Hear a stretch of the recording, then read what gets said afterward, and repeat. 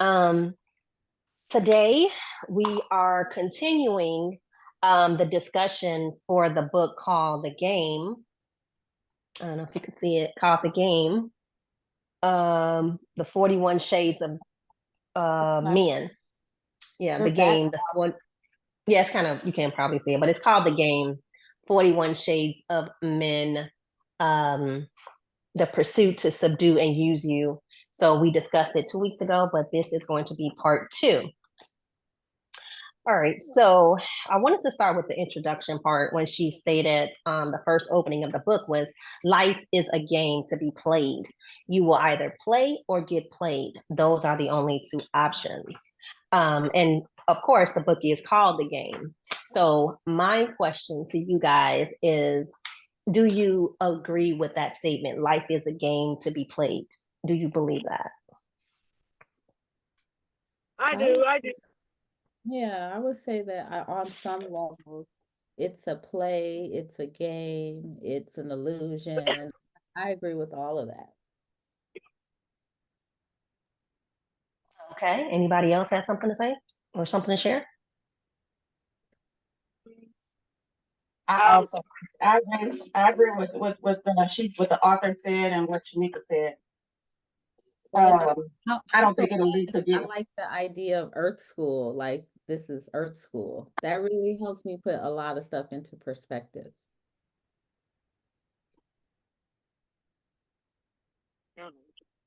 Okay. Yes, but anybody else? I agree wholeheartedly, and it's so interesting because I got a message from a friend this morning that there was a guy, and it's somebody that I followed before. I don't remember his name, but he was speaking about how growing up in the Western society, how as he became an adult, he realized that everything that he had ever been taught, like in school and from his family, and just period, it was either a lie or it was just not true and not real, and it just he felt duped, and kind of like, man, what, and it makes me think, what would life be if it wasn't a game? And I feel the same way. I can completely resonate with how he feels because every day that I walk through life, because I'm a red pill type of person, like from the Matrix, and it's a lonely path that we walk, being enlightened to some of the things that go on and how oblivious the rest of the world is to the game that's actually being played. And then there's subtleties where they tell you like that it's a game. And it's almost like they're making a mockery of it in some aspects. And they dangle things and they show you like, oh yep, it's a game, but nobody else can see it. And then when we're looking at it like, wow, I mean, everybody's drinking the Kool-Aid. And so when you apply this to different aspects from religion to education to politics to relationships, just all of it. It's so much smoke and mirrors out here that everything that we perceive to be true, there's like some type of element to it that how we're taught.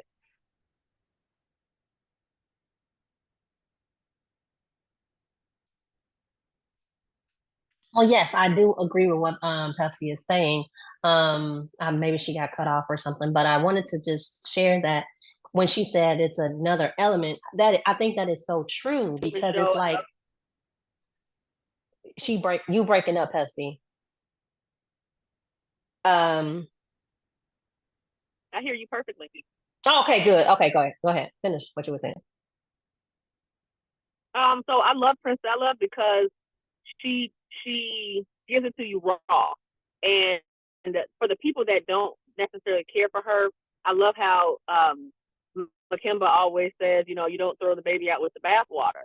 And sometimes people have been conditioned to like look for the one thing that she might say that they don't agree with or that may go against how they feel, and then they throw the whole thing away.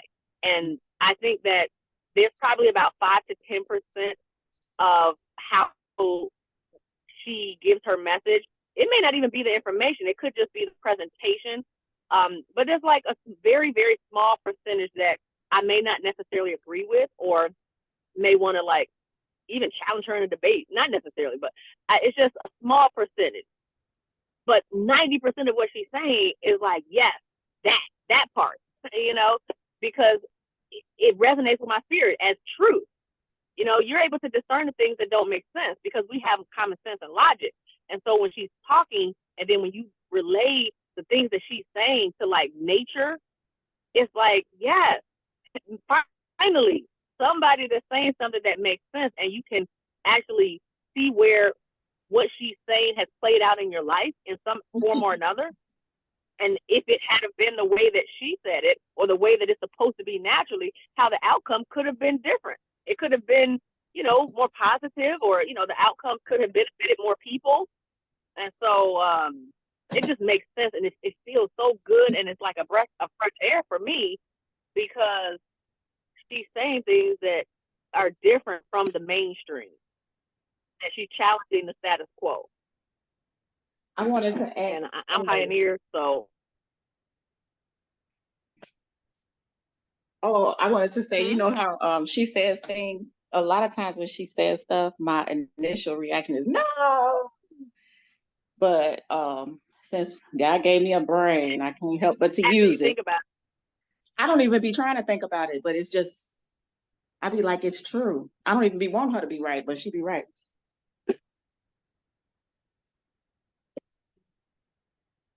Yeah. Because we've been conditioned to think of it a certain way. And we grew up, and our parents and grandparents and, the multiple generations prior to that under the guise of patriarchy, which the system has been set up thousands of years ago to benefit them. And I had this conversation yesterday at that men's and teen summit, but I parlayed the same kind of conversation, because men have a hard time thinking about this because they've been given a false sense of superiority over women. And I agree with Princella in that Maslow's hierarchy is kind of upside down in the way that it's been built in this country. And so I parlay that, though, to like when they can't understand it, into a conversation that I know they can understand, which is the black and white conversation. So, with that Maslow's hierarchy, the way that she explains it, with white men being on the top, then white women, then black men and black women, and us being at the complete bottom. And in fact, it all starts with us, and we're the ones holding up the entire civilization of humanity. It comes from us, black women. And but more so the black and white, say here in America, you have white people who have been given a false sense of superiority, and feel as though every other culture is inferior to them. And it couldn't be further from the truth, And so look at the manipulation and the tactics and the all of what needs to be done in order to keep them in the position that they are, because they know the real truth. But anyway, black men can comprehend and understand when we talk about it in terms of black and white. So when you some of them say that over to men and women, then it's like, oh, and they have to be honest with themselves. Well, that's what I'm saying. They have to be honest with themselves, and they have to be healthy men that can take information, even, that opposes what they've been conditioned to believe. And even if, like you, Makeba, when you hear certain things, it's like, no, but after that seed has been planted and they go home, go to sleep, or their life continues to play out, and if they really truly listen to, what's being said and apply it and really get it, there's a part of our subconscious mind that understands it. We all have IFS, we all have parts. So there might be a part of us that wants to reject the idea and the notion of it all, but there's still that conscious part of you that can hear it and understand it, believe it, trust it, know it to be true. So now, once it's been exposed to you, now you have no choice, because you can't now unknow it. So it's going to end up playing out to the point where now you have to, accept it and make your life better, or you can continue to reject it, and life is going to 9% APR for 72 months on a new phone. And you are set for your sorry over that.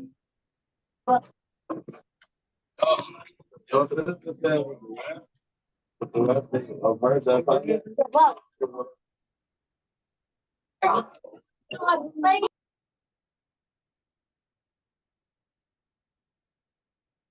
don't hear anybody anymore. You're on mute. Am I on mute? I can hear you, but I don't hear anybody else. Oh, okay. Somebody else had just came into the call and it was her television. So I told her to mute her Oh, phone. okay. I didn't know what Yeah, was but go ahead. Yeah, it was her television. Go ahead. Yeah, so I always, when I have these conversations with men, especially like the guy I had yesterday, he really sat there and listened, and he agreed with me at the end of it. But I did give my disclaimer up front, telling them, I'm like, men can't handle some of the things that Princella says and that I just so happen to agree with, because nature supports it, and I love how she compares like all of the things that she talks about in terms of, from a biological, even a physiological perspective. This is how it's happening in the wild kingdom. And people forget that we're mammals. We're mammals. So we have an animalistic, not animalistic in terms of like a wild dog, but at the same token, when you put a mammal in survival mode, and I use the example of like poking a dog with a stick. You can domesticate a dog. It's man's best friend. Bring it in the house. They can play with the baby. They can do all this stuff. But if you start abusing that animal, you start putting it in the corner, poking it with a stick, poking it with a stick, poking it with a stick. And then on top of that, after you've poked it for so long, now you're going to deprive it of food and water and love and nutrient, all of that stuff, and you keep poking it, its animalistic nature is going to come out. It's going to go into survival mode, and then the dog's going to bite you. Somebody's going to take a picture of the dog biting you and then switch the narrative like, oh, dog bites man, dog bites, best friend and kills the baby and like all this other stuff. But you didn't see what happened prior to. You didn't see him getting poked. You didn't see him being put on purpose into survival mode, being provoked for its animalistic nature to come out. So we all have that. When you don't accept the situation for what it is and keep insisting on operating based on what you think it should be or how it should be or how you want it to be instead of how it is. So that's the blessing of Princella. Mm-hmm. Yeah. Hey, Ari. Hi. How's everyone? Good to see y'all. I love all my friends. When I'm about to copy your hairstyle. What you say? I'm for the copy. I'm for the single white female you and do that hairstyle. Single black female. And we also have somebody else on the line, Shakana. Yeah. Hi. Is that how you say it? Shakina. Hey, sorry I was late. I'm watching football, so It's all good. We'll be at her house in a couple weeks. Okay. End of September. We'll be at her house having a discussion. But thank you, ladies, all of you all, for taking time out and joining on this discussion on this book that was presented to us by you all. Well, I heard it from Tawana, and I think Tawana heard it from, it just traveled around. Yes. So we're finally getting to discuss it. Well, finish discussing it. Can I add something to what Pepsi said? Yes, please. I was just going to say that. Go ahead.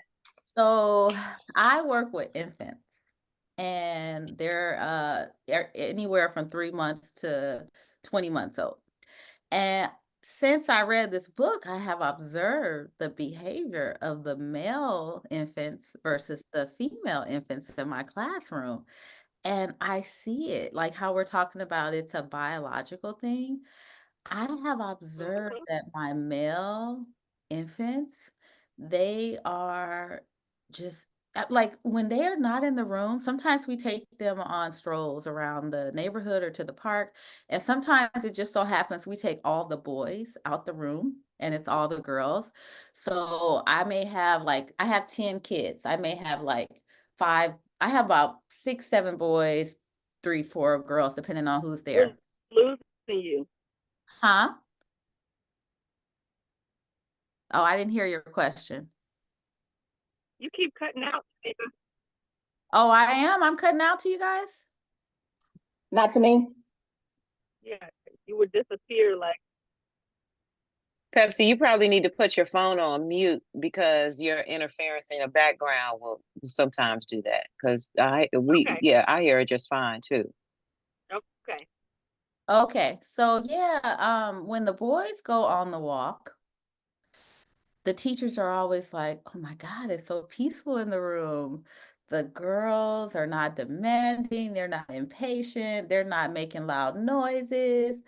When the boys are in the room and the girls go on the walk, they're demanding, like whatever it is they want. It could just be a hug, but they're loud. They're like pushing over one another to get to me. They like, and so if one hugs me, then another one will be like, "Well, I want a hug from Miss Ayla." And he'll push the other one out the way to get his hug. And like when it's time, if they want like food or a drink, they're like screaming at us. And the girls are just looking at them like, what is your problem?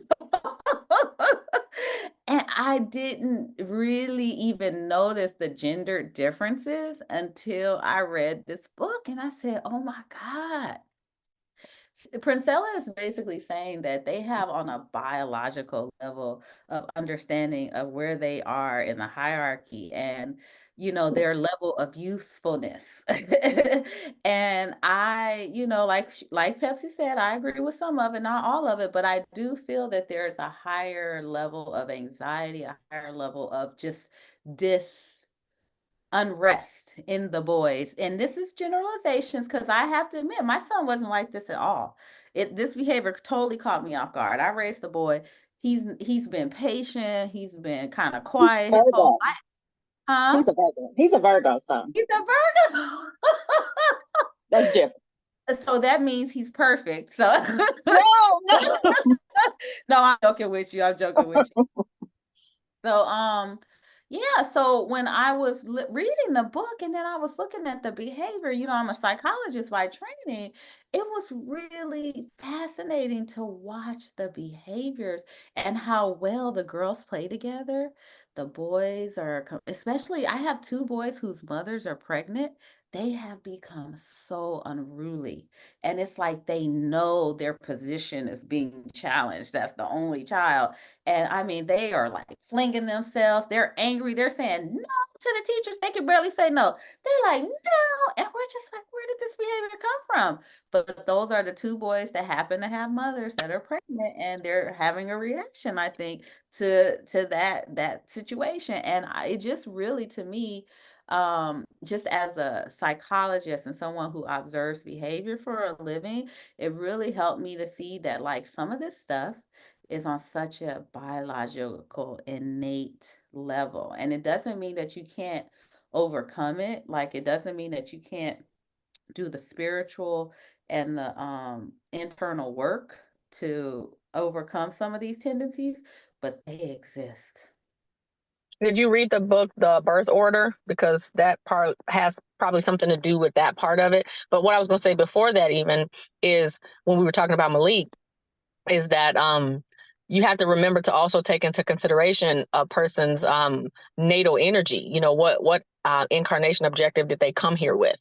What's their numerological number? What's their astrological number? Like what energy did they come here with and what did they bring here? Because they may not be one of the mass. There's always the outlier, and there's always people who have a different something, that's not with the norm that everybody else brings to the table. So yes, Malik is a different breed also because he came from you, and you're a different breed. Like, so people who are already of higher level thinking and have like another level of spiritual awareness and understanding, when we have offspring, our offspring, that DNA is in those children, and so they come here and they grow up with that energy from us, and then we're able to magnify it even more because of who we are and what we instill in them. So all of that is important. And so yeah, I love this conversation, and I love Princella because she was healing for me, because everything that she said and spoke in all of her videos, her Instagrams, like everything, and just in the book, everything about her, it was things that I had already thought or Yeah. felt or experienced. I heard And you say those things. oh my goodness. I heard you say those things before we, when I first heard the video, I sent it to you because the first time I saw her, I was like, oh, Pepsi's gonna love this. When the first time I actually saw her was, I was, you know how when you're on Instagram and you listen to something and it automatically plays the next thing and it automatically plays the next one. And so she was on the blue couch. Whoever's, Instagram page or interviewing her was the blue couch. And she was on that couch and she said something. I don't even know what she said. I just know that it struck a chord. And I started fumbling the phone because you know how it'll go away and then you can't get it. It'll like reset itself and so I'm like, and I'm like, oh my God, I got Well, the thing that grabbed us was when she said that leaders take on the most responsibility and men only want the appearance of leadership. Mm-hmm. That was because, you were going through at the time, you live in that. So you were like, but that still came after the first time I heard her. And so when I was listening and I fumbled the phone and I started carrying the phone really carefully, like I got to make sure. And then I took a screenshot because I got to take the screenshot so that I could capture whoever's, page this is. So if I lose it, I can at least go back to that page and find her. So I got the screenshot and I calmed down a little bit. And then I looked. And so I'm like, who is this woman? I was trying to read all the captions and everything. It didn't say anything. So, but she had that cap on, and on the cap, it was like a maroon cap or something. And it said Princella across the top. Did it say Princella? It said the Queen Maker on the side. I don't know if it was on the top or the side, but it said Princella and it said the Queen Maker. And so I jumped over, Googled Princella the Queen Maker, and then her whole High Power podcast page came up. And oh my goodness, talk about going down the rabbit hole. I was down the rabbit hole in Wonderland for the rest of the day.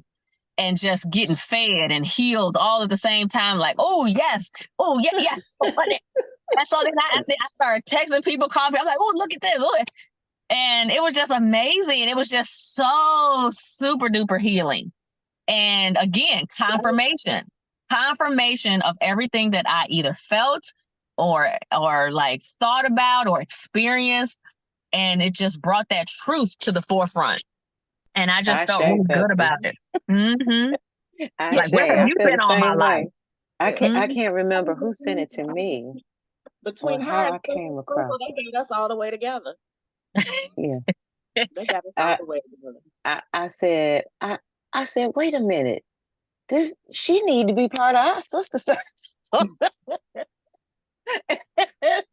Because as most of you have said that, it's not about being in 100% agreement, but so much of the material that she covers, and then on a scientific and biological level, and like you said, things that you have experienced, it's like, okay, this to be hearing it at our age.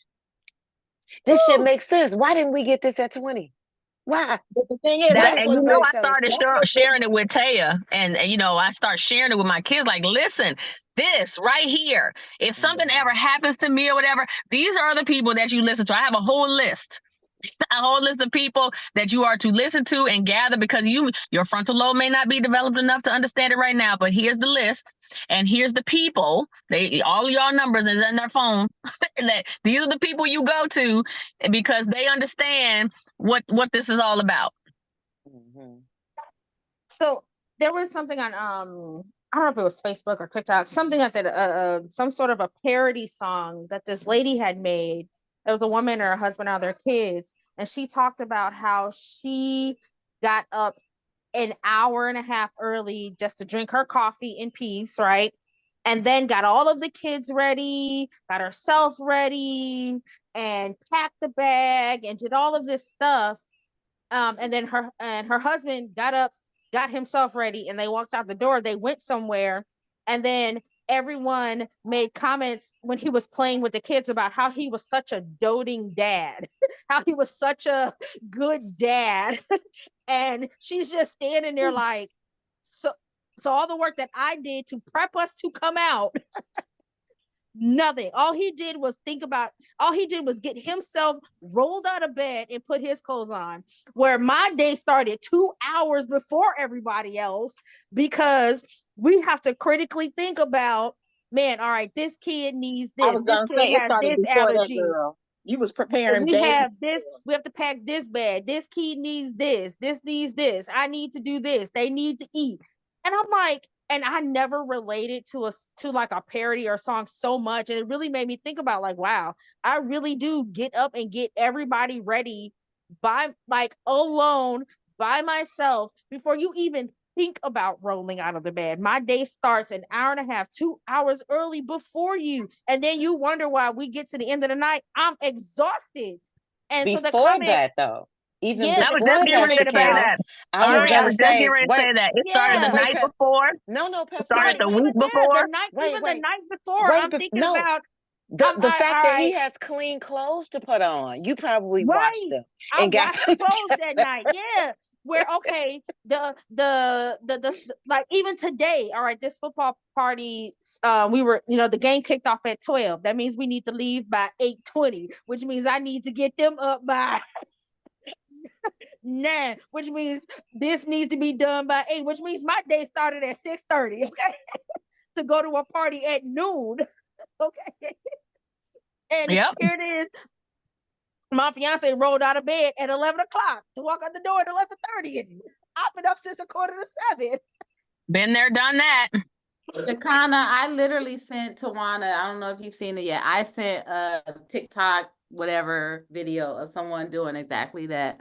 A woman got a call from her husband, and he's like, we need to do that. And she's there, we're going down the line. Okay, if we need to do that, I need to do that. And that exact thing you're talking about. It's so real. I need you all to send me all of that. So to further my Okay. my healing process. I sure will. Me and Tawana And your proof to recall.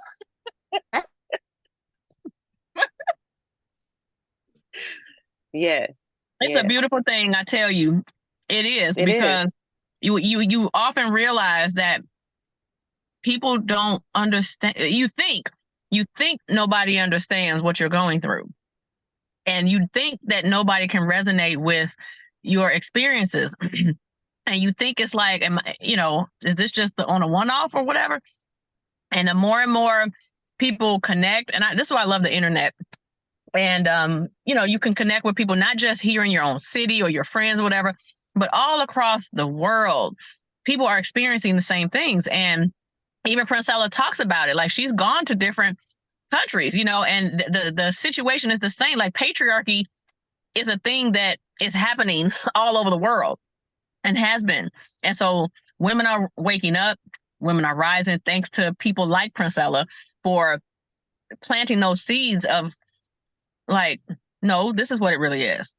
And even though a lot of people will reject it, you have a lot of married couples that, it works well, and that's fine. Like, if it's working for you, awesome, great, do that, continue to do that, and support other people who are doing it or want to do that. But this is not a cookie cutter world. We are not all the same. And just like we're not all the same individual, like, people, we're not supposed to be. If it was that way, then there'd be one person on the face of the earth. There it is, though. There'd be one person, because we wouldn't need to have all these different people. So we're supposed to be different. So we just need to learn how to respect our differences and, get along with people and appreciate the differences, instead of what we've been taught to do, which is to hate the differences. We're taught to hate what's not like us. But it's like, that's what we're supposed to be. And what I tell my kids at school and my own children, because you have to explain things differently to children, because they don't have the capacity to understand on a deeper level. So in kind of a layman's term type of way, I'm like, we all are one. And in teaching is actually how I came to realize it and understand it even better, because when you have to like bring it all the way down, it just, I don't know, it makes more sense. So my kids at school and my own children, and even when I was younger, and I remember the adults or just, hearing in the world, like, we're all one. We're all one. Remember the song, We Are the World, and, we're all one. But as I explain this to little kids, I realized that we're all one breath. And as I drew the illustration on the whiteboard of like this cloud kind of, and I called the cloud the oneness. I said different people, different cultures, different religions, they all call it different words. It's a different letter, different words that you put to it, but it doesn't matter what word you use. It's still a oneness. It's an energy. It's just a oneness that is, and that it exists. And we're all a part of it. We all come from it. Doesn't matter, what everybody wants to call it. And so then I drew these lines down from that oneness. And then I wrote on the lines, man, woman, girl, boy, cat, dog, flower, plant, tree, whatever. It all has, anything that is alive has that energy within it. Anything that is alive comes from that oneness. And so they love the movie Avatar. So I'm like, we're just in our avatar body. So I am you. You are me. We're all a part of that oneness. And so I can't do anything to you. You can't do anything to me without doing it to yourself, because it's only one. So what would accepting the differences between men and women, taking into consideration the truths that Princella has shared with us, what does that look like? Say that again. I didn't hear you all the way. If that's just how they are and it's biological, what does it look like for us to just, accept those differences? Homework and on a Zoom. And on a Zoom. Well, I mean, I'm not sure. I do think that maybe polyarmy or polygamy, or maybe, why are we keep insisting on demanding them to be different than how they are? I'm not demanding them to be different. Okay. So that would be one solution. Because what is Princella's, she's doing a great job of, making us confront the truth. And taught that white people are the prize. And so you have a whole culture of people that's straightening their hair and, lightening their skin and like doing all this stuff. And because Jesus is white, and, we've been conditioned to try to be that, thinking that that's what it is. Just like we've been to think that the man is the prize. When in fact, you have health, Minister Yaga talking about woman being the prize. I was explaining this because I'm talking to probably one of my children. I think, are the rest of you all getting her audio choppy? Is her audio choppy to you guys? Yeah, it's choppy to me too. Okay. But between that's because you have to be on mute. Ain't that what you told me? I have to be on mute. No, Pepsi, it's you. It's you this time. It's probably because are you driving? Maybe the area. No, I'm sitting still. Oh, okay. Well, I'm it could be anything. And I'm sitting still. Oh, okay. But go ahead, finish. Yeah. Well, we're on mute and it's breaking up. I'm on mute and it's breaking sometimes it does that. It's technology. So it is what it is. I forgot what I was going to say. Go ahead. I wanted to ask her question when she said about Princella. I think Princella in her book, she just wanting to open our eyes as women to how men think, how they are, and so we can understand how relationships are, how they think, because we don't know. And I just told them a couple weeks ago, I don't know how men are. We just think, oh, they're here, they love us, and blah blah blah. We don't really know the biological aspects of how men are, and she really delved into that. She delved into that into this book, from saying how men are incapable of love. Some people believe it, some people don't, but we do know that men does use women, and vice versa, women use men as well, but I'm just saying she mainly focused on men in this book, and that there is a such thing as called the game out there. There's a game being played by men, to us women that are oblivious of what's going on. So some women don't know nothing about what's going on in this book. You know what I mean? So I think it was an eye opener. I didn't know at all. Yeah. Women are married and been with men forever and don't have a clue. So it was just, hey, this is what's going on. You all need to be aware of this. So when you see these type of men, know that there's a red flag. You know what I mean? If anything, it seems like the biggest gift is what you said, Pepsi. I saw it. I saw everything she said in the book, you know, in real life playing out in front of me, but I was thinking it was these particular men. So like Pepsi said, you know, she's letting us know it's not just these men. This is how it is. And the men that are healthy have either had good examples of men, you know, that were balanced, and maybe, I don't know, there's always a numbers game where you have a few that just have overcome their maleness or whatever, and they've subdued that animalistic type of thing that they do. But yeah, I'm just appreciative. All I can do when I think of her and people that are kind of on the same wavelength is just I stay in a constant state of appreciation and gratitude, because it was confirmation to my spirit and my soul. Yeah, there's nothing. And I love to refer to go ahead.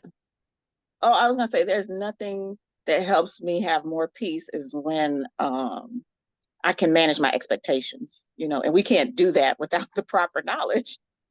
That's what gives me peace. Like, okay, stop expecting something that doesn't exist. That's a game changer for me. Mm-hmm. Yeah, I like to use Rama's analogy that he always talks about with the 100 men and 100 women, and how when you have 100 men in a room and then you can put 100 women in a room, and then if you come back after an extended period of time, you'll have 2 men left because they've killed each other. Because I mean, it's in the nature of a male to be destructive and toxic and violent and territorial, and you know, and that's just what they do. Just like Mama Eli, you know, Shanika, you just said, like, you see it in the babies. It's like innate within them, and that's just part of who they are. At what point in history has a man built a society? They haven't. They conquer societies. They go in, they rape, rob, and pillage and take over. And they usually do that in some form of violence or you know, toxic behavior some kind of way. That's what men do. It's the women who have created societies. It's the women. We're the nurturers. So if you come back to the women's room, and by the way, those last 2 are fighting to see who's going to be the last one standing. You know, and so, but when you go into the women's room, not only will you have those same 100 women there, you'll have more than 100 women if any of them went in there pregnant. And you'll have men and women because they're going to give birth to boys and girls. Hence, like the whole point of understanding the biological and physiological nature of a woman. We are the creators. We are the nurturers. We are the mothers of the earth. We build up. We don't tear down. Men tear down. We build up. It's the yin and the yang. So when you can get healthy men and women together, now you can actually do something. But it takes both men and women to not be toxic toward each other and to respect what both bring to the table, because both bring something good to the table. And I don't even want to have the conversation about whether or not, you know, how Princella says, well, men don't have the capacity to love. Okay, I don't know how necessary it is to have that conversation. I think that they are capable, but I think, you know, people want to focus more on their attributes and what are we really doing? What are we doing? You know, what's the end goal here? Is it just to live and experience life? Are we procreating and passing the baton? Are we creating more links in the chain? Or people have to figure out what we're actually doing, because once you figure out the what, now you can understand the why and how and all of that. So I like I said before, I love it. And I love that the conversation is happening. And even though you've got the toxic manosphere out here trying to perpetuate the madness of men, being upset because of people like Princella that are waking up the women. How dare her have the audacity to wake up women? We had them right where we wanted them after all these years. I am so happy. And now we're waking up. I am so happy to see so many women decentering them. It just great. That just brings joy to my spirit to see so many women be so not so dependent on them to have their sense of self-esteem and self-worth and feel a sense of value within themselves. Oh, yes, say that again, And girl. I still I again. still think that men are necessary. I think men are necessary and needed, and I appreciate them, and especially the healthy ones. There is a place for all types of men. If not, I think everything is divinely ordered, but depending on what's going on in the world, you're going to need more or less of a specific type of man, right? And so I think it's all good, but I'm appreciating that we are waking up. And I know what I was going to say earlier about I was going to add the piece about Esther Perel. We can't have this conversation about Princella until we start talking about Esther also. And it was something that one of you said, was it you, Makemba, that said something that made me think of Esther?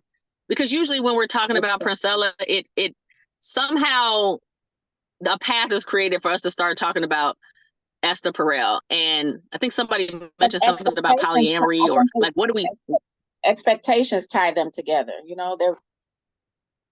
Esther Perel is managing our expectations as well. Not, us not expecting, what we get from a village, from one man, from one individual. And then she's telling us about, the nature of a man. So. And can I just say that in the last 2 weeks, I've had several men, elderly men over 74 in my community who I thought had really beautiful relationships hit on me. And these were men who you would look at and say, oh my God, they're good fathers, they're good providers, they're like people who are helping the community, they're doing things in the community. Like, these are the positive ones. And I know, and they're all Afrocentric too. And either from Africa or African-American men who are, I don't know what did Priscilla call them hoteps? I don't know if she called them hoteps. But I just think that for me, I was like, why is this happening? Whenever something happens, I'm like, what is the universe trying to tell me? And it's like, because I'm entering into a relationship with a man who I perceive to be highly respectable and very, ethical and blah, blah, blah. And it's like, I felt like it was saying, you know what, at some point, all these men do what they do. They are men. And just don't forget that, Shanika. So to piggyback on what Makemba's saying, for me, the power is 30, 40 years ago, a woman like me who's never been married, like, these are all accomplished men, lots of money, all this stuff. We would be feeling like, oh, I'm the prize now. Like, let me go ahead and, enjoy this man's attention. And I'm looking at him like, you need to go figure out what's going on with your wife. Like, I've had to practically counsel a couple of them. Like, you need to figure this out. But no, we are not dating. We're not doing anything other than just whatever our relationship already is in the community, because like you said, they're not at the center of my world. I don't want your old dried up. I be talking to Tawada, I be listening to Tawada talk about these old men. She be like, they old and cranky. And I be like, so when I look at them, I'm just like, no. But I think back in the day, a younger woman would have been like, oh, look at this accomplished man. He's a good father. He's a this, he's a that. Okay, let me get him. And it's like, no, we're decentering, guys. Oh, and crotchety is the term. That's just crotchety. Yes, okay. Yes. And it's just so funny. I thought I sent it to you, Shanika. This the man with the cane, and she was like, the lady talking about, he was walking in like, I want to be with you. He had a cane. He was moving real slow, and she's like, we are not doing this, and this is why. Yes. Oh, that's another one we got to send to you, Pepsi. Yes, you. Yes. Telling that guy, get your match. Yes, that's who I was talking about. That's who I was talking about, Get Makemba. your match. She was sitting on the couch and she was having this interview, And and he's this so brother, right. and he was a nice looking older brother, seemed like he had it together.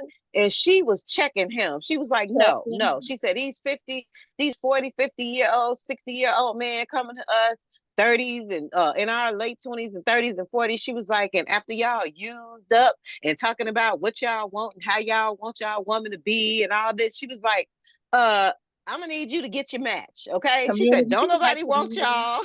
Mhm. She was letting them know. She said, after you have ran through all the women and done Ran all the through things that you community. want to do, and now you want somebody that don't have no kids, and you coming with 2 or 3 baby mamas. She was like, get your match. Get Right. your match. And She he was like, looked so because butthurt. she what? He looked so butthurt. He did. He say, why? Why? He couldn't understand it because she was letting him know, no, we don't want y'all either. We don't want y'all. You talking about all the women, but guess who did it to the women? Y'all did. Y'all did. It's you all. And now you coming back trying to defile us. No, thank you. We already see what happens dealing with y'all. No, thank you. So the Yeah, one it I was. was talking about, you said to me, it's Yes. a woman who is the woman their age. And she's like, when we were doing our healing, going to school, raising our kids, making our money, y'all were out chasing the young girls. And Yep. it starts out with a video of a man who's real old and crotchety. He got gray beard and he moving all slow. And she's like, now you want to come to us talking about you want to get married? They Right. looking for nursemaids. They looking for a Hospice wife. a hospice wife, yes, with benefits. She got Yes. benefits. She got a house, and they're like, "No, you are. When we wanted you, you didn't want us. So don't come to us now." And that is how I think about it. But even with these men are they've been married, they've had wives, and they're trying to either have something on the side or leave their wife for something younger. And for me, it's like, I'm like, oh my God, I thought y'all were the exception. So it's really helping me keep Princella in the forefront of my mind. Like, even when you think men are doing better, you kind of got to like, really have a reality check. Especially since they don't that type of activity with another woman, it just doesn't mean what we think it means. Sometimes they do that and they texting and sexting. Those things don't mean anything to them. That's just like they call it talking shit. It's just a pastime. It doesn't mean anything. So it's not good to let, like, you know how a man is like, oh, you so fine, and they telling you all this stuff. Don't let that be the source of your self-esteem and the source of what you feel gorgeous. Because he will turn around, he could be a good man, but he'll turn around and say that as soon as you walk out the room, he could be texting that to another woman.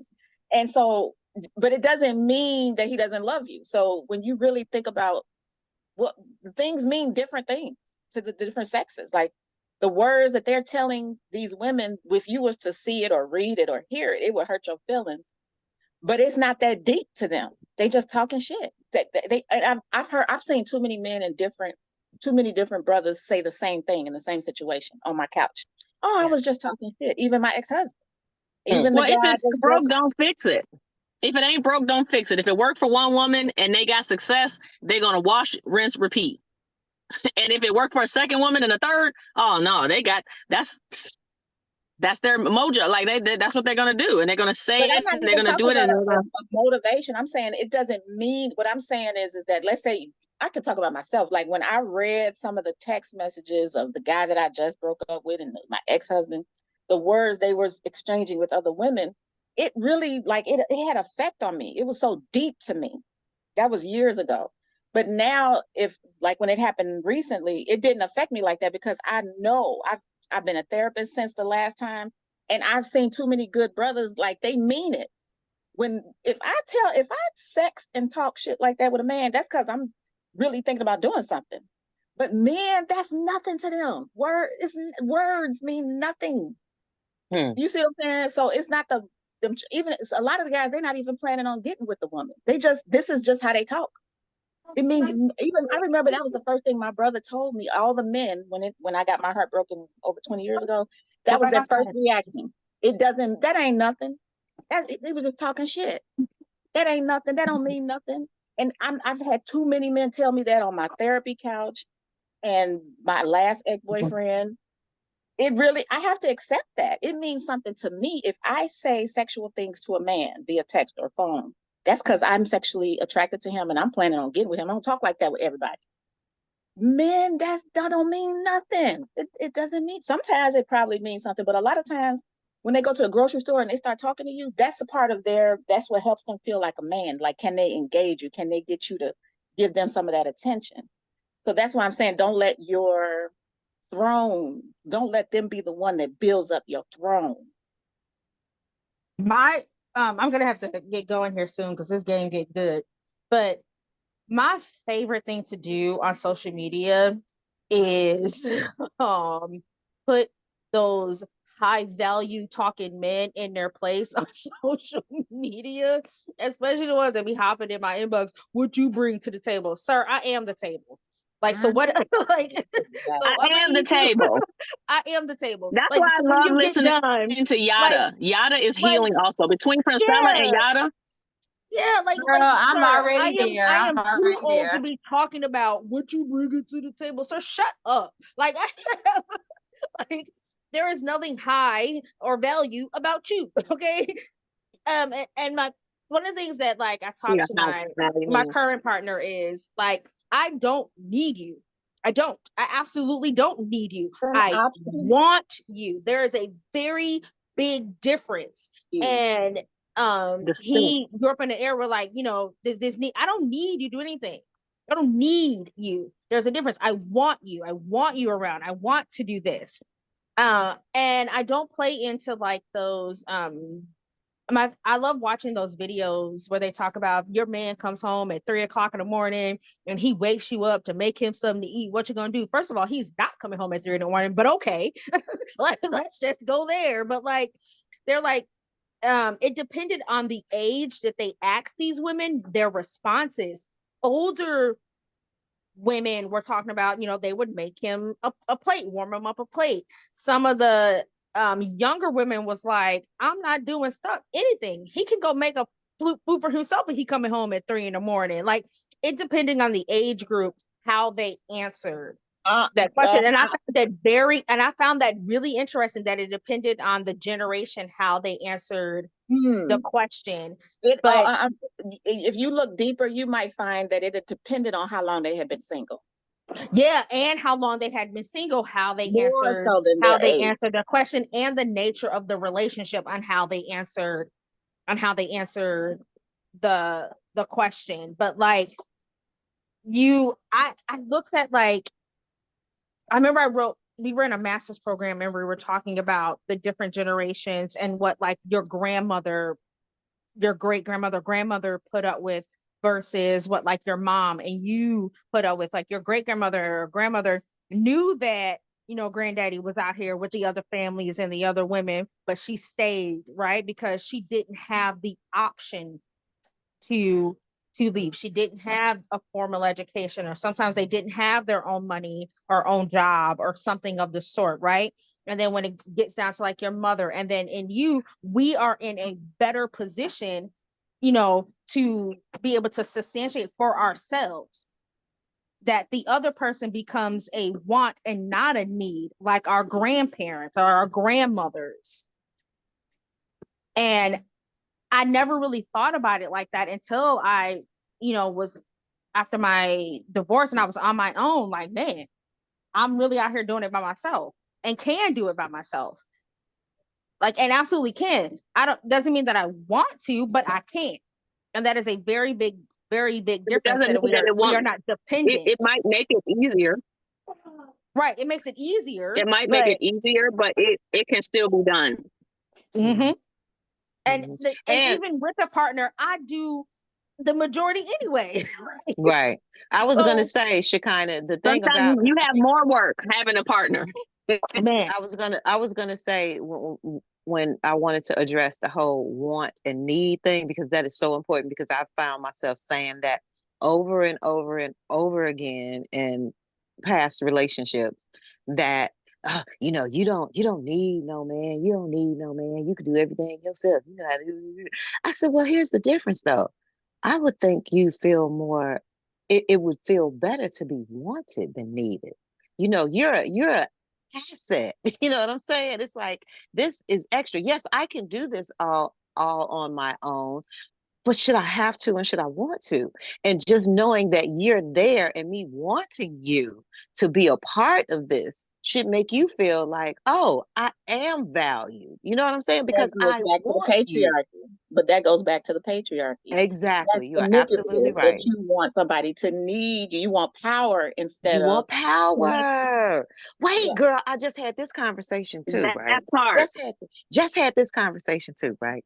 So in terms of um sex and sexuality, right? Being non-sexual with someone that you used to be with, and them still wanting it no matter that you all aren't together or not, right? And then them feeling like, well, it's always gonna be mine. No, nigga, it's mine. And I let you, you were privy to it while we were together. Does not mean that that's ownership. You don't own anything. That's that master slave thing. And when you're in a relationship with somebody, you don't own your body. You don't own my body. I give it But to that's you what patriarchy freely. has taught them, though. Yes, yes, Patriarchy has yes, taught them, and this goes yes. back to what I was saying about the nature of man being territorial, and it's like a caveman conquering something and And dragging a woman by her insecure. hair. You remember that picture that we all saw in the And books? that's insecure too. If It is. you can't feel secure in a relationship unless the woman needs you. But it also allows them to be able to manipulate her, because it's like, oh, I know you need me, and so I'm going to give you a sprinkle a little here, sprinkle a little there to get you to bite, and now I have you. You know what I mean? Now I control you, because if I take away what it is that I'm giving you that I know you need, you're going to stay here. You're going to put But up they with my be bull but they crap be into the shock because of their I know lives. that you need me. But they be in the shock of their lives because they be thinking you need them, or even you do need them. By the average person standards, maybe you are very helpful in a very practical way, but that still ain't gonna make me stay with your ass. I just go without if I have to. So you be thinking she needs you, But and you got her under your thumb, but you don't. you know, the Ladies, real power is when we I just want to say bye, but this is such a wonderful discussion. I'll watch the rest of the recording. Okay. Bye. Okay, Yeah, I gotta adios. run Bye. too. I gotta run. All right. Bye. Love you. See you Bye. guys Okay, later. see you guys. Bye. Go ahead. Okay. I forgot what I was gonna say. This has been really good, though. Something. This has been really good. It'll come back to Anyway, I would love for one of our books to be Esther Perel's book, like one of her Just text it to 2 me and I'll books. add it to the list. Just text it to me and I'll add it to the list. Pepsi. Okay. I just want to It's say that The State of just Affairs text it to me. and Mating in Captivity. Yeah, that's the one I read. Mating in Captivity. Well, I listened to it. Mating in Captivity, and then The State of Affairs was a good one. Yeah. Oh, okay. Because it talks about the affairs that people have, and it's all in the same the same topic. It's like the human nature. You probably didn't hear elements of Nisha it. was trying to say something. Oh well, never mind. Yeah, You talking about everybody. me? Mm-hmm. It's a little delay, so that's why I'm like trying to understand. Yeah. I was telling Pepsi just text me the books and I'll add it to our list that we already have. And then I'll also Okay. I know you was in the middle of Okay. saying something about the books, right, Pepsi? I'm just saying that it all kind of connects with this book and like the whole conversation that we're having. Same concepts and like some of the solution. I don't know what the complete 100% solution is, but I know what I was going to say before. What we're doing now, women being communal, that is a huge piece that helps to bring the balance back and brings us back to the center, because I feel like we are at the end of a pendulum, the pendulum that goes, one side to the next. And we are at the end, like the end side of a pendulum where it's patriarchy. And once upon a long ago, we were all the way at the other end where it was matriarchy, until maybe it got to the point where either got too toxic or men took whatever the reason is, where it had to shift back to the middle. The middle place is always where the balance lies. So having too much of one or the other, it's always going to be something that is not good for society and the people or whatever. But I feel like we're at the end of the patriarchal pendulum. And what you see now with feminism and women rising and waking up and men being afraid and just angst about the fact that we're waking up, because they know that their time is limited now, and all of the manipulation that they've been able to get away with is coming to an end. And it's making it harder for them to continue to do what they've done. They've been able to grab all the low-hanging fruit on the trees. Now, with women waking up, they've got to climb the tree. They've got to climb the tree to get quality fruit. So, yeah. They have to figure out how to add value without manipulation. Yeah. And that's something that they don't know how to do. That's what they're trying to figure because out. it makes them have to look at themselves. What's their national anthem? But I don't understand. I pay the bills. I do this. It's like, that ain't it, boo. That's their confusion. And like Yada says, there's 4 categories. You got to be able to take care of all 4 categories. And what were the categories? Mentally, physically. Him. Yes, he is financially. so on point. What's the 4? Mentally, let's see, spiritually, financially, maybe sexually, and Emotionally. something. Maybe he's like, you gotta come with it with all 4 categories, because you can come with 2 of them. Then with women and the nature of a woman, we need all 4. We need all 4. And if you are lacking in 2, then there's going to be 2 that we're looking for. And the way he says is like, I don't care if a person is married or not. As if you are not coming with those categories, a woman is single. We're not talking about the legality of it all, because we all know that the legal aspect of it doesn't have any place in marriage and mating and finding a mate and like 2 people being together. The legality is for commercial purposes and commerce.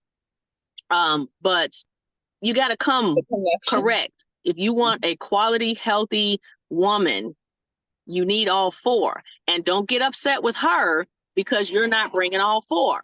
And if she decides to look this way or look that way, she's looking because you're missing something. There's something you're missing. And then, that's why he talked about it and how, men complain, well, she did this or she did. Okay, look in the mirror. Whatever a woman is doing, look in the mirror. You got to take that to your higher source, your spiritual. You have to look in the mirror and figure that out. A man is the container. Woman, he's supposed to be static. Woman, we're the fluid ones. We're going to fill the container. So you have to make yourself a solid container that can hold the water that's about to be poured into it. You can't hold it. You got holes in there. Then the water's going to spill out. We're the water. So if you want to keep us in the container, fill up your holes. Fill up the holes in your container and make it solid. All right. Yeah, sure.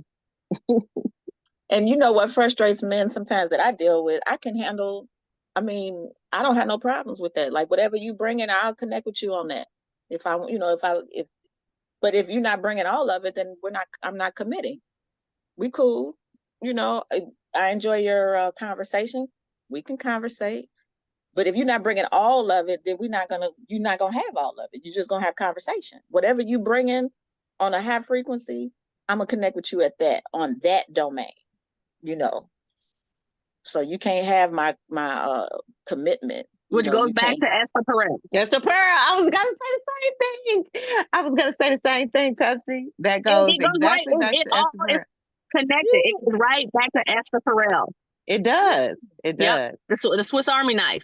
And Mhm. men have been using the Swiss Army knife. They just been lying about it or not talking about it, or but men have been doing this. Men know this, and that's why they use the Swiss Army knife, or they'll call it a spare, or they'll call it like whatever they call it. But Sad then they're chick. mad because women Mhm. can do the same Yeah. thing. The same thing. Thank you. But it doesn't feel And so good. Now it's like, oh, now we're the bad guy. We cool. I mean, we cool, But I mean, you can't be calling yourself my man unless you're gonna be my man. You gotta, but we cool. So here's the last piece of the puzzle where biologically, the electrical cords, the what do you call it, the phone cords, we all understand the male and female parts. Male, female, the male and the female. In this society, we've been duped to think the opposite. Men have been told and taught that they're supposed to be receiving. So women have been giving and giving and giving to the man. Women have been giving to the man because he's the prize, right? And then women can't understand why we're so drained and how we're aging faster. We got too much cortisol in our bodies. Because we're giving to this man, but the man naturally absorbs our energy. They just take it and absorb it and then want more. They just want more and more, and they absorb it and they want more and more. And then we get drained, and it's like, dang, and then we age, and then they get mad because we're aged and because we're tired and exhausted. They're mad at us because we didn't gave them all of our energy. Go figure. Because it's happening backwards. Okay? That's not how it's supposed to be. It's the opposite. That's why a man has a penis and a woman has a vagina. He is the giver. He shoots the sperm. She receives it. That's how it's supposed to be. So when you take a man and he is operating in his in the way that he's supposed to, which is to be the giver, not the receiver. And when you give to a woman, physiologically, biologically, naturally, organically, we take what you give us and we 10x it. We 10x it, we grow it, and we give it back to you. So guess what? You're the beneficiary of it. When you're giving You to are us, the you're giving to beneficiary yourself. of it. If we are with you and you are our mate, you're giving to us, you're giving to yourself. And so, but that's why the opposite doesn't work. When we give to you, you just absorb it and you don't give it back to us. You're not giving it back to us to hold us up or to help us and make it just doesn't work that way in this society. It's not being But we will reciprocated. 10x whatever you give us. So be careful, because if you give us strife, if you give us a heartache and pain and all that other stuff, guess what? We're going to 10x it and give it right back to you. So if your woman is not happy and and your life is hard because your woman is doing all of that, it's because that's what you're giving her. Look in the mirror. It's going to boomerang right back to you. Absolutely. So it would behoove you and be in the best beneficial interest of you, her, and kids and everybody else, the society, community, everybody, if the man was to operate in his natural space of being the giver. He has to work on himself, his personal development, grow, not be controlled by his ego and his pride and the emotions and all of that stuff, which is what this society is teaching men to do, and not be toxic. If he was to do that and be healthy and give to her, she's going to 10x it, give it right back to him. And when you have a man that is happy and healthy and a woman that's happy, then you know that union is operating in the way that it was meant to operate. And whoever that is needs to be packaging that up and putting it in a pill and giving it to everybody, because it's how it's supposed to be. You give a woman, if you give us groceries, we're going to make a meal. We 10x those groceries and we serve you up a nice hot meal exactly like you need. Come on now. Whatever you give us sperm, we give you a baby. Yes. If we gave you our egg, what you gonna do with it but eat it? Right? So we're gonna 10x it. Yeah. We give you our egg, you gonna boil that joker up and eat it. And now we ain't got no babies. Now the whole population gonna die. So if you're not happy with your woman, then turn it around and be the giver. Be the giver. And give her everything. Give her, and she's going to 10x everything you give her and give it right back to you. So be careful what you're giving her. But there's another thing, you know, there's And so much she's going to teach your children, your offspring, based on So if you are a healthy man and you're giving, make sure you're giving to a healthy woman who's now hasn't been toxic because of all the abuse, and either from, you know, toxic family line and or toxic, you know, relationships. So Past, all of yeah, us have to be careful past trauma. who Yeah. we're investing in. Mm-hmm. Because then there's Yeah. some good people that are being turned into toxic people from all their Yeah. toxic experiences. So it's tricky. But I also believe that toxic people can be healed. I believe in the power of healing. And I believe that a strong man that understands all of this has the ability to heal a woman. He can. That's true. I've seen it. And there's different, I think there's varying levels of toxicity also. There's varying levels of how people have been affected. And I think that when you have a man that is healthy, he can I think it's easier for a man to heal a woman than it is for a woman to heal a man. But I don't know. I could be wrong.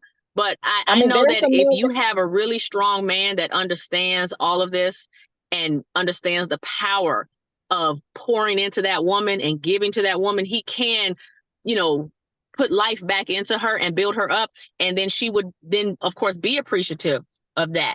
And the true nature of her is to give back, you know, but it has to be when she's healthy. So if he can love her through that whatever and really get her, you know, to a point, it can work. It can that's definitely work. possible. Yeah, It can but work there are some both ways. women- Yeah. What were you saying, Kimba? I would say that is definitely a thing, but trust me, when there are some really, you know, women that are very, you know, they've been through some things in their childhood, plus, you know, abuse and everything, and they can be very toxic to a good man. Yeah. And then it's just a vicious cycle. Then he becomes toxic. So yeah. Yeah. Like the cliche says, hurt people hurt people. Somebody Hurt just people said hurt that. people. Somebody just talked about. Mm-hmm. That's what I hate. I wish all the good Somebody people just said that would get together. It's But like if all the good people, by the- yeah, if all the good people just got with the good people and all the toxic people stay with the toxic people, then eventually they destroy each other. And there'll be no more toxic motherfuckers. Well, the you difference know, between being good and being you know, wise. Princella addresses that. She in some of her videos, Princella, she talks about that in one of her videos about how in nature it was never meant for all males to procreate. That's That's right. not how it's set up. Yeah. It's set up so that the men, when they become teenagers and they got the testosterone and they're, you know, they work their way up the hierarchy, and whoever the top men are, they fight. They have a fight. And whoever wins the fight is the HNIC. It don't matter what color you are and whether you're an animal or not. That's the person at the top. And that one that wins is the one that gets to spread his seed. That's the one who gets, and the women are standing on the sidelines waiting to see who's going to win, because she wants to have the best DNA for her children. She wants the best genes for her offspring. She wants that strongest male buck. And so, and that buck, and even on ranches and, you know, where people breed animals and stuff, that buck will impregnate all of the women. It's not just one. There's no, oh, I'm gonna marry you to this one person, and, you know, no, that one buck is who will impregnate all of the women. And now all of the women, all of their children are siblings. And they're mothering all of the children. All the mothers are mothering all of the children because all of those children are theirs. And they're half siblings because they all got the same daddy who is the strongest daddy, and all of those other males at the very bottom, they don't get to procreate. The women don't want them. So they have to go off somewhere. And this is my own thought. This is where homosexuality came from, because men have a nature to, be sexual. So if the women are turning them down, the quality top women who are at the top, and they're the alpha female who get to mate first, and then the ones underneath or whatever, but the women are going to have their babies. They don't have to wait around. There's always going to be somebody to impregnate them. Even if it wasn't the alpha male, the women are going to have their babies. But the men, the males, the ones at the bottom from the middle down, like the second one might get some, the third one might get some, but the ones at the bottom, the subpar males, they don't get to procreate. See, now that's what's wrong with society. Women letting these bottom procreating feeders, with subpar males. That's the problem. Women, that's the problem. That's why. And now you got a whole bunch of subpar babies running around here that's causing trauma. And then after this has happened for multiple generations, that's why you got this ridiculousness going on. But they don't have the capacity to understand anything. They're operating not in their own nature. So that's why it's so important. And they've been tricked and duped. You can't trick a alpha male and female. You just can't trick them. We're going to see through the bullshit. It's so important for women. That even if we are brought in a society that. That's why it's so important for women to have standards. We may get tricked first for a little while, but we have the capacity to. And standards and boundaries. That is because if we don't have, because we are the ones who create society. To me, is a reflection of the women's self-esteem, standards, and boundaries. Whatever we allow is what will flourish in culture. That's true, Makemba. And to add to, that's why it's so important to have these intergenerational conversations too. It is so important to have the young women, like we're in our 50s and 40s and stuff like that. It is so important for us to pour into the younger generations that have not began on their journey of becoming single mothers and stuff like that, because they're being tricked, because they're falling into the same the same traps, or I'm not even going to say having the mistakes and the blinders on, because I know that I felt like I knew what I wanted in a mate and in a partner and in a husband and in my children's father. And, I got the shit wrong. I got it wrong twice. And it's not because I wasn't listening to the people around me. It's just that they had a different kind of ideology, and because I gotta give it to y'all too, religion had us fucked up as well, and it's all of that. So which comes from the patriarchy. Exactly. And so I think that if we start having more real conversations like we're having right now, and not necessarily turning young women off to men, but not having them feel like they have to be male-centered, or as Shanika would say, we need them to decenter the importance of having a man, because they're gonna be there. They're gonna come, and the more secure not turning women off to men, but turning women on to themselves. That's what I was gonna focus of your life, not self. Yes. Remove the desire for a man, but not at all. The central focus. That's right. Of your self-esteem and everything. Yes, and knowing that you need to center yourself. That's right. You need to put yourself and your self-worth, your value in the center, not a man. That's right. And when you connect with someone and it doesn't work out, don't allow it to destroy you. Because it's even more important when you are in a relationship to continue not to center that man. And that doesn't mean not to love and devote yourself to your relationship. But that will mess up the relationship too. Even after you get into a healthy relationship, do not put him in the center, never move in. You're in the center, and that's where it's at. You stay in the That's center. right. That's right. That's right. I say to all of that. Both of y'all took the words right out of my mouth. It's like y'all knew exactly where I was going. That's why I love y'all. And that's why y'all my sister. And the importance of sisterhood, We more so love than anything, because sisterhood is so, so vital to women. Because when I think about just in recent years, when I think about the most loving, and I said this to someone else, the most loving, supportive, connected, non-judgmental, but constructively criticizing relationships I've had, it's always been with sisters. Always. It's have been been with the with women. sisters. Been with the women. Yes, it has. If something happens to me I right was literally now, just having this conversation. Yep. if something happened to me right now today and I needed the support I know I could call it I can call them and all of them gonna be there. All of them gonna be there. Everybody got to have a Fab Five that and it's bigger than that too. It's bigger than that. It's just the ones that will drop it all and be right there to support you in whatever way that you need it to happen. It's a beautiful thing. That's why it bothers me when I hear some women, and especially young We've women, all experienced that. We have all experienced that with each other.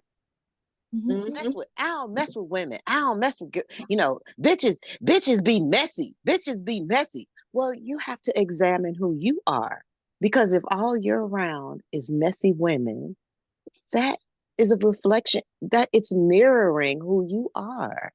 That's how I feel, because I mean, all my life I've had really good, strong connections to sisters and best friends, and that we're still connected to this day. And I know each of you have as well. But I think that we have to really let them understand that. And it doesn't necessarily take a whole collaborative. I mean, you ain't got to have 30, 40 friends, but if you have 2 or 3 really solid sister friends, I mean, outside of family dynamics, of course, family dynamics are going to be there, or at least I would like to think they are for most people, the women in their families. But I'm saying it's something bigger, and it's something stronger about connections that you have with people that are outside the bloodlines.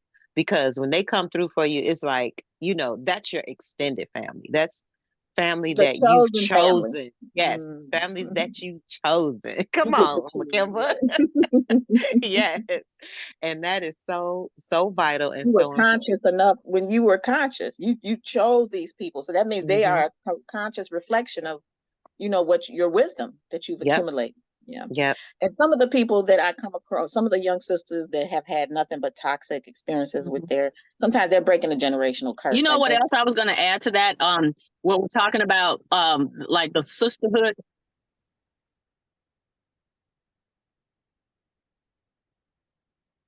Uh-oh. I think She went away. Well, what I was saying is some of the younger sisters who have, lots of toxic women around them, that could have been a generation, for generations, they have a lot of toxic people in their family. What I have them to do is clear the decks and go through this process of being alone and becoming your own best friend. And then, it changed. Then the circle, and pursue your personal passions and interests. And then from there, you will start to connect with other people who reflect your values. This brother, Prince E, I was just listening to a YouTube by him the other day, and he calls it going into monk mode, when you just shut down and work on you. Yeah, going into monk mode. Yep, and just shut down, work on you, get your, like you said, your focus changes, clear the deck. I love that too. Yeah, clear the deck and be by yourself and become your own best friend or your lover, date yourself, and pursue your personal passions and interests. Because when you're doing that, you're going to run across people who have shared interests and passions, and then you'll have authentically build connections from there. Yeah, I love it. I cleared the decks. I think Pepsi was frozen. I told her to log out and come back. Mhm. But I just wanted to share in the book that she also stated that people want to know, or maybe some people are questioning, why does the world look the way it looks? And she stated that because women refuse to accept their rightful position on planet Earth and are allowing males to destroy the world. And I think also in her book, she was just trying to get us back to how it used to be, how the world used to be, and we as women were the superiority of over men. And men know that we are superior, but we as women have lost that mindset. Like, we don't know that we're superior. We make it as the men are superior. So she also That's not stated that even, she feminine. stated to heal the world, we must return to Mother Nature. And we as women, of course, are, part of Mother Nature and Mother Earth and all that. So, We are I nature. think that's the main point of her book, is we got to return back to what we used to be, and not not go use the patriarchal society anymore. That's not the way it's supposed to be, and that's why we're at where we are in the world today. We're glad you came back, Pepsi. And just like you have internalized racism, you have internalized patriarchy. So that just having a female in these positions, or having a Black person in the position, does not guarantee that things are better. Depending on her, if her mindset, if she's doing leadership the way men, if she's just expressing it through the male energy. From the patriarchal philosophy. Yeah. So once we return to the fact that we as women are the ruler, and return to Mother Nature and know that, women is above men, Our then nature. everything will be, To I guess care will be for the balanced. I was watching something, another, I love documentaries and learning stuff from, the truth, and from the whistleblowers and the things that are not mainstream. But there was a Native American that was being interviewed by someone, and I don't remember who it was or what the original topic was, because I kind of came in on the middle of it. But I remember the part that stuck with me was, whatever the question was, his answer was, what do you mean? Like, the women ran everything. He was like, the women, we were talking Native American. Yeah. He was like, the women ran everything. And he was explaining the breakdown and how there were 5 levels of the women. And so when there was another woman that was going to come in and say, being some figure of authority or something like that, she had to go through these 5 levels of women who, I guess, I don't know, trained her or like vetted her, or like making sure that she had whatever it is that she needed to be able to be in that hierarchical position. And it's kind of like the stuff that we're talking about. Like, you can't just come from anywhere and have any kind of mindset, because there's a lot of women out here that are toxic, and a lot of their toxicity comes from either being affected by the patriarchy, and the not knowing who they are, or not understanding their true power. And they're literally operating on behalf of the toxic masculinity. And they think that they're doing the right thing. And then, of course, when you break down how Christianity and religion affects all of that, you can't be both, because Christianity literally opposes the natural order of things. There is a place for Christianity. There is a place for religion, but I don't know. It doesn't, I mean, I guess it's necessary for the world we live in, but if things were to be left alone, and you were to remove all of the artificial things that have been put in place to deceive the people, it's going to balance itself out. And religion, the religious dogma, has no place in that space. And so, but I think as the years go on, and as us Generation Xers have kids, and their kids have kids, and these new children are coming through, breaking all the stuff up. They're breaking the system and forcing it to be recreated. I'm not sure if we're superior. I just know that we're not inferior. Correct. I'm not sure that anybody is superior or inferior. All the different expressions and facets have a purpose and a role. Now, right. Now the way that masculinity is being expressed is toxic. Mm-hmm. It's toxic, and it's inferior to have one over the other. Everybody and everything has a purpose and a role that in nature.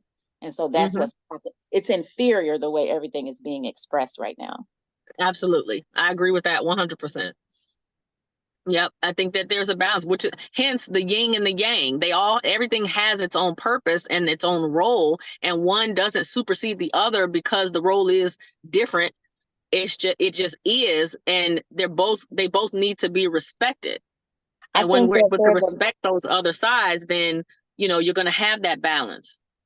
I think I think what would give you the impression, I think what would give an impression that women are superior is that there's a higher percentage of women that are operating, that are functioning in a healthy way, that is expressing femininity in a healthy way, and a lower percentage of males that function as men.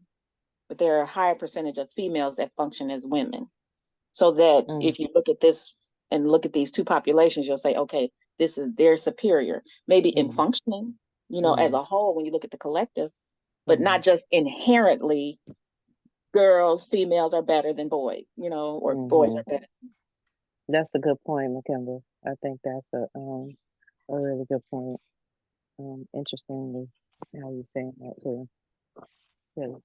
I mean, because I don't want to. Based on the proof, what we got to stop doing is the piggyback and forth of inferior, superior. Like getting hazed. The people on, this group has been abused and at the hands of this group, and then when they get into position, then they start just regurgitating the same shit. It's a vicious cycle.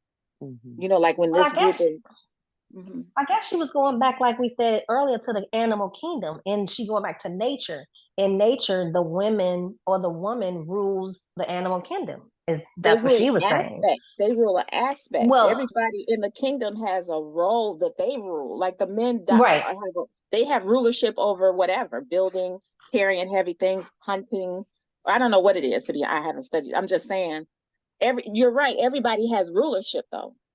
Women have rulership over things that have to do with taking care of the community and sharing resources, and males often have rulership over obtaining the resources and bringing it back to the community. So it's like let's not look at this domain of civilization as being inferior. I get what you're saying. It's just the way she wrote it. It's about wording, and how people perceive things. Maybe and that is in her book. That's her take on it. It may be her thesis that women are superior. I was just saying that I don't think that. I just wanted to share that I don't see it that way. You don't have that view. Yeah, absolutely. Yeah, because like we stated before, everybody don't agree 100% on her book, but maybe some agree 90%, 80. So I can see how it could look that way. For instance, if you come from another planet and you know nothing about Earth, you might get the impression that Black people are inferior. When you look at our level, or how we function as the percentage of our population that's healthy, vibrant, that's in jail, and you don't know anything, you don't have context. So when you just look at what's going on, you can make snap judgments and say, okay, men are inferior because look at them, look how they're functioning. Yes, I agree. Yeah, and that's where most people get their ideas about Black people. I think I stated that before in the discussion, that most people don't know how we really are. They're going by what's on television, what's being perceived, what's on the media, and they just make an assumption. So, like, there's been a lot of abuse and toxicity that women have sustained at their hands. But see, I look at it as when I'm looking at nature, when we're born, little baby boys and little baby girls are not superior and boys inferior. They have different purposes. They have a natural purpose. So anything that's operating in their nature naturally and healthy is just, everything is fine.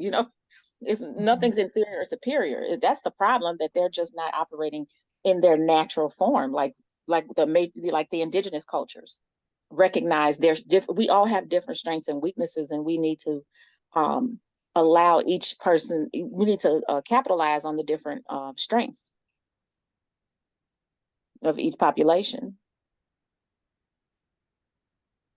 Yes. She also made another statement in the book saying, according to research, though girls have better literary ability and executive functioning, 2/3 of the 960 million illiterate people are women. As a result, women specifically are unaware of how the brain and mind functions. Wow. Yeah. As stated, she went on to state how women, we don't think, and we don't, a lot of humans, humans only use 10% of their brain. I'm thinking that we all pretty much know that.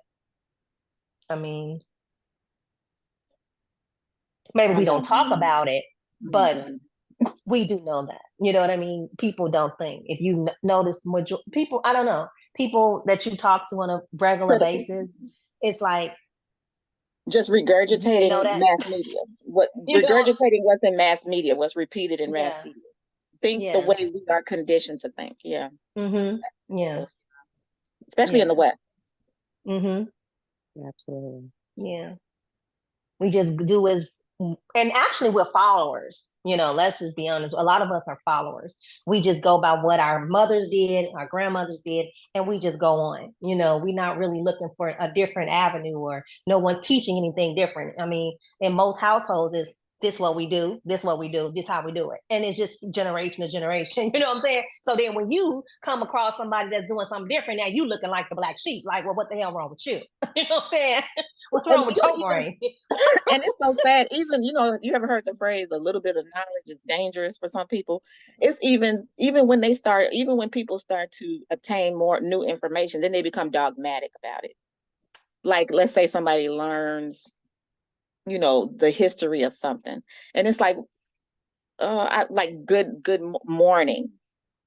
And the newly woke people, let's say they learn mourning means, when you're grieving. So you say greetings. Okay, but don't get on people that say good morning. Don't start lecturing everybody that says good morning. Because you got to take into consideration, when that person said good morning to you, they weren't their intention, the energy.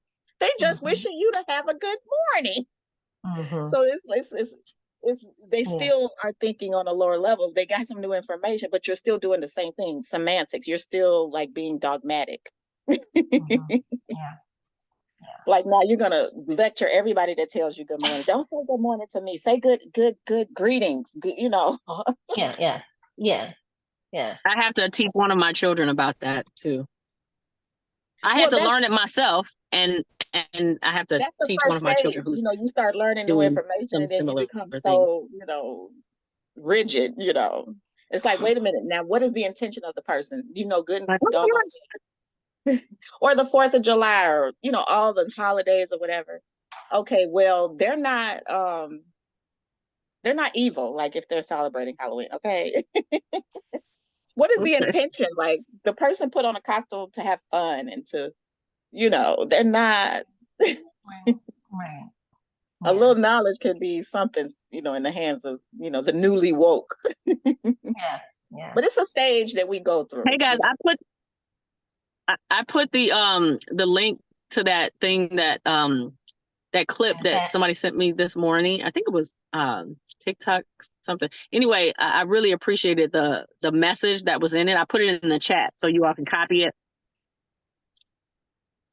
And Thank you so I just, much. it was something that came across this morning, and I enjoyed it, so I shared it. Thank you. I love social media. People be talking. And you can put those books in there, or you can text me the books. I know you mentioned the books and Esther Perel.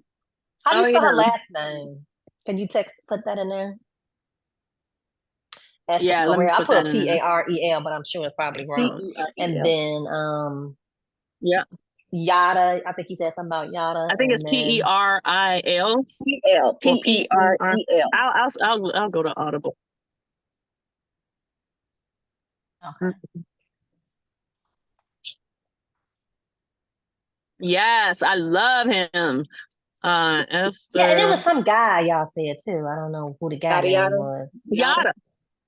Oh, that's the guy? Oh, okay. I thought it was a girl. Yes, girl, I love y'all. Uh, Every time I see a video about him, I'm just like, yes, yes. Where's Esther your daddy? He needs to start a whole It's a university. no-brainer. I mean, if you treat a woman good like that, I mean, it's automatic. You're not gonna have to ask her for a damn thing. Not one. Well rested. She's well provided for. She's loved and cared about. You hungry? Hell, you're not gonna have to I ask think she her might have a new book for out. anything. She gonna take I care think Esther Perel has a new book out or something. Either that or some type of podcast. She has a new event, I think, coming up. I saw it on in LinkedIn.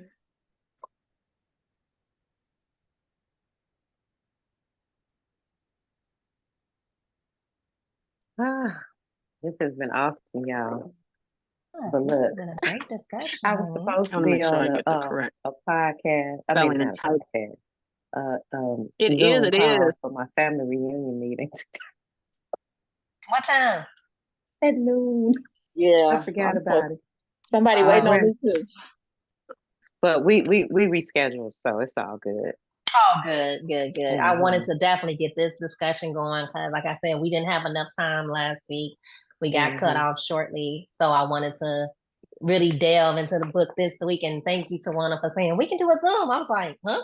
Okay. Good We only idea. did it one time. We only did a special Zoom one time when we were at the book called What Happened to You by Oprah Winfrey. Yes, that's a really, really Yeah, good that's book. a really, yeah, if you can catch the YouTube, that'd be great. And Dr. Bruce Perry. So that was a really deep discussion, and we did do a special Zoom for that. So this is our second special Zoom. So I'm glad she mentioned it because I was like, that's it, I guess. You know what I'm saying? So I'm gonna definitely post both of these when we get off the call on YouTube. And then yeah, so did anybody else have anything to share about the book? Anything else? No, I think we covered No? so much. I would love to Okay. have her talk about. Yeah, I mean, if we could, I'm talking about Oh. Priscilla herself. I'm saying how Oh, well, you that's what sometimes I was going to connect with say. the Thank author. you. Mhm. I was just going to say that I think she's kind of hard to get into, get in contact with, but she does know of us. So that's a good thing. She does know of our Okay. book club. I did tag her that we was reading her book. And so she is aware of our book club. Yeah. So that's good enough. Yeah. That's She knows awesome. that we are supporting her out here. And I'll also probably send her a message, let her know that we have a discussion and she can look at it whenever she get a chance. So yeah, she is aware of us. Two discussions. Yes. But it actually deserved two discussions because it was a lot to cover. So yeah. It's a blessing. Yeah, definitely. So if you ladies have any books that you want us to read, please text it to me. Let me know. I'll go over the chat once we're done too and look into the information that Patsy has put in there. But if you have anything else, please text it to me and I'll add it to our list. And when we do our book clubs, normally we do a pool, like a lottery type of thing. But I was telling Shanika before we started that we will be on Zoom. We will be starting on Zoom in October, and we'll be going to a member's house. And this month, we'll be discussing the 9/11 book called Touching History, and just paying homage to the people of 9/11. The name of the book, in case you all don't know, is called The Untold Story of the Drama That Unfolded in the Skies Over America on 9/11, Touching History by Lynn Spencer. And she's actually a pilot.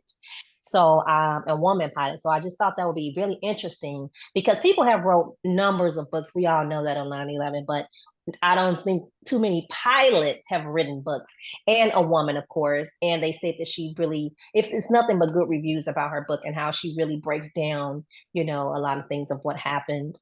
So I do want to discuss that for the end of this month on September 29th, if y'all want to carve that into your calendar.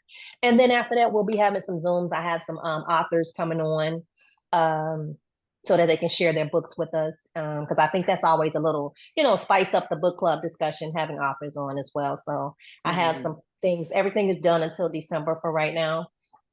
So working on 2025. And yeah, we'll go from there. So look, I'll- Tynesha, the book about 9/11, Mhm. because I haven't read it yet, of course, but I am gonna, especially if it's on Audible, I'm gonna check it It out. is. But it makes me, oh good, it makes me go back to when around that time when all those documentaries were coming out about the the exposés about what really happened, like Hidden in Plain Sight and Fahrenheit. I think it was, what was it, Fahrenheit something. It's a bunch of Fahrenheit Loose Change. 9/11. No, yeah, Fahrenheit 9/11 and Loose Change and all of these. They were really, really, really. I mean, I don't know if they've ever been disproven, but I think that it would be interesting to revisit that. Just kind of put that in there too in the discussion and group me so that people can kind of check those out as a in Have that reference to context. what she's as because I don't know what her book is about. You know what I'm saying? I know it's about that, but I don't know Right. from what perspective that she's perspective. coming Right. from. Yeah. Right. And how that will coincide with what she's saying based on all of the expose documentaries and films and stuff that came out around that time, or shortly thereafter. It would be really, Or you really can send me some of the interesting. I will. I'll some of send the you the next. documentaries. I mean, because Yeah, I I was telling will. Shanika, I had been watching a couple of documentaries. That's what gave me the idea to do this.